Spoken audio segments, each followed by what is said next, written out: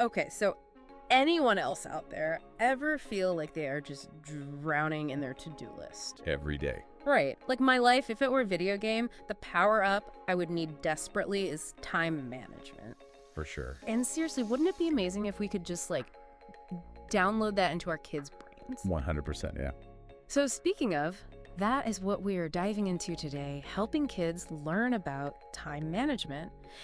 And, you sent over some fascinating research about this, and I've got to tell you, I am ready to soak up all the secret sauce. Yeah. Give it to me. Well, I think we can all relate to that feeling of being overwhelmed, but can you imagine, picture it right now, your kid, confidently doing their homework. Okay. Because they actually planned out their time. Yes.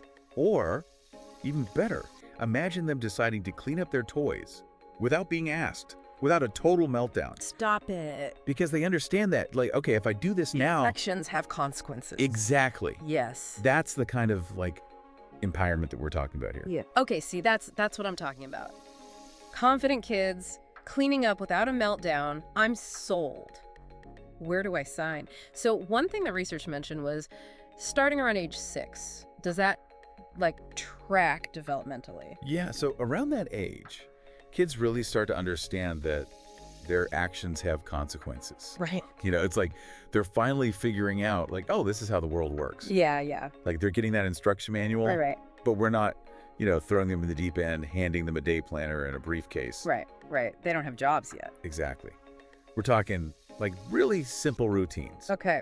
Maybe deciding what they want to wear the next day for school, the night before. Okay. Little things that give them that sense of control. Okay, so, manageable steps. Yeah. Because the last thing we want to do is overwhelm these tiny humans. And speaking of manageable, the research talked about some pretty amazing benefits. Sense of accomplishment, better grades, reduced stress. And not just for them, for us as parents, too. Absolutely. You're equipping them with this, superpower to navigate the world. Yes. I love that superpower. Right. So they learn to manage their time, they can handle schoolwork, they can do the things they love, they can even deal with those, curveballs that life throws. Yes. All without, completely losing it. Right.